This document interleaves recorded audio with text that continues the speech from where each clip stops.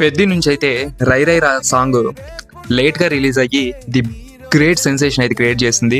ఆయా షేర్ కంటే మించిన సెన్సేషన్ అయితే అయిపోయింది సాంగ్. ది బెస్ట్ అలా రిలీజ్ అవ్వగానే అలా మైండ్లోకి ఎక్కేసింది అనమాట.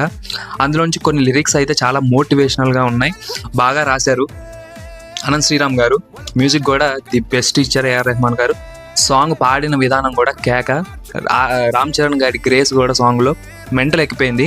అందులోంచి ఒక లిరిక్ ఉన్నది, నిన్నటిలాగే రేపున్నదంటే ఈ రోజేం పీకేవనే, నీ అయ్య వడ్డీ నీ బిడ్డ కడితే నువ్వేమి పొడిచావనే, మొండెంలో తల దాచేటట్టయితే మొలతాడెందుకు కట్టావు పారేసాయి, నువ్వు మొత్తం రక్తం మార్చుకొని వచ్చేసాయి, రై రై రారా రై రై రారా.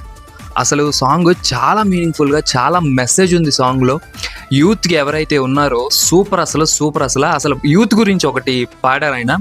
హే పాతికేళ్ళకే నువ్వు పాత పడిపోకురా అంటే 25 ఏళ్ళకే నువ్వు అన్నీ అయిపోయాయి, షెడ్కి వచ్చేసింది బండి అని చెప్పేసి సైలెంట్గా ఉండకుండా ఏదైనా చేయడానికి ముందుగా ఉండి కృషి చేసి చేయడానికి ట్రై చేయండి అని చెప్పేసి ఎవరైతే యంగ్ బాయ్స్ ఎవరైతే ఉన్నారో, యూత్ ఎవరైతే ఉన్నారో ది గ్రేట్ మెసేజ్ ఇచ్చారు. సాంగ్ ఘోరంగా మిలియన్ వ్యూస్ దాటేస్తుంది.